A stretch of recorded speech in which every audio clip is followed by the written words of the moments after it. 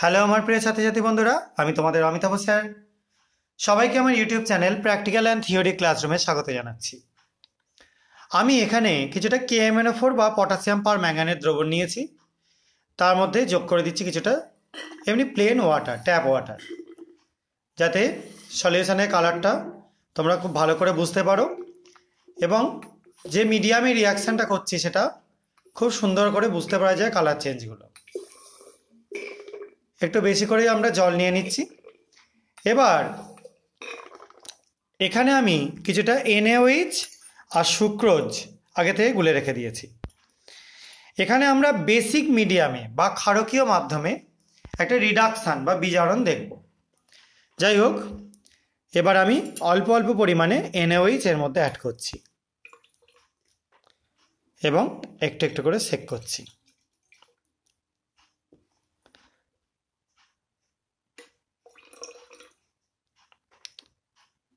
দেখতে পাচ্ছি নিশ্চয়ই সলিউশনটার কালার আস্তে আস্তে চেঞ্জ হয়ে যাচ্ছে এবং আমি একটু জল অ্যাড করে দিচ্ছি। কালারটা দেখো অনেক ডিপ হয়ে গেছে। এবার আমি এখান থেকে এটা তুলে নিয়ে জাস্ট তোমাদের দেখাচ্ছি। দেখতে পাচ্ছ কালারটা সবুজ হয়ে গেছে, একদম ডিপ সবুজ। শুধু তাই না, এরপরে আমি ধীরে ধীরে এটাকে নাড়াতে থাকবো এবং কি কালার চেঞ্জ হচ্ছে সেটা তোমাদের দেখাতে থাকবো। এই সবুজ কালারটা, ডিপ সবুজ কালারটা আস্তে আস্তে ফেড হচ্ছে।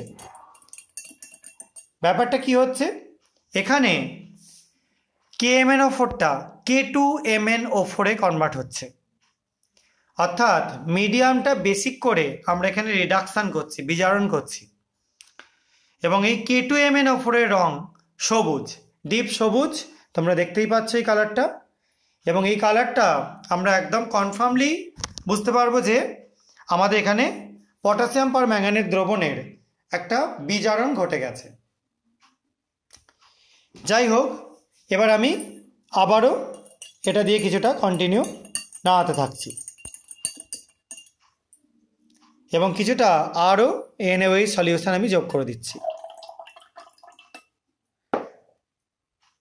দেখো, এবার আশা করা যায় সবুজটা সবাই মোটামুটি বুঝতে পারছো। আগে যেটা গাঢ় কালার ছিল, এবং এই কালারটাকে আমরা যত পরিমাণ আস্তে আস্তে নাড়াতে থাকবো কালারটা তত কিন্তু চেঞ্জ হতে থাকবে। এবং কালারটা দেখো আস্তে আস্তে কিন্তু আগে যে একদম ডিপ সবুজ ছিল, বটল গ্রিন কালার ছিল, সেখান থেকে কিন্তু আস্তে আস্তে লাইট হচ্ছে।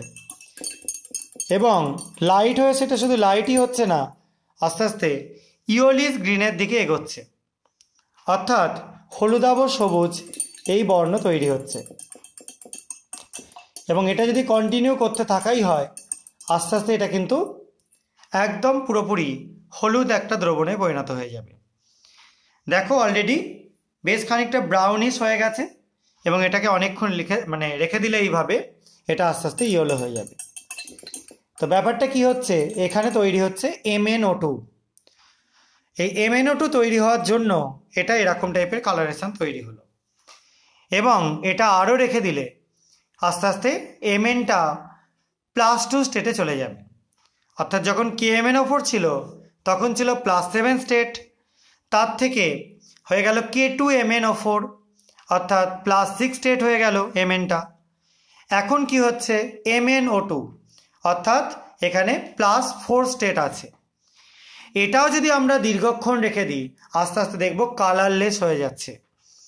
তখন Mnটা +2 স্টেটে কনভার্ট হয়ে যাবে। যদিও সেটা করতে অনেক সময় লাগবে, সেটা অবধি করে দেখাতে পারছি না, কিন্তু খুব সুন্দরভাবে আমরা একটা সিগন্যালিং সিস্টেমের মতো এই রিয়াকশানটা করে দেখলাম। আশা করা যায় তোমরা বুঝতে পেরেছো। যদি কারো কোনো কনফিউশন থাকে তোমরা সেটা কমেন্ট সেকশানে জানাতে পারো।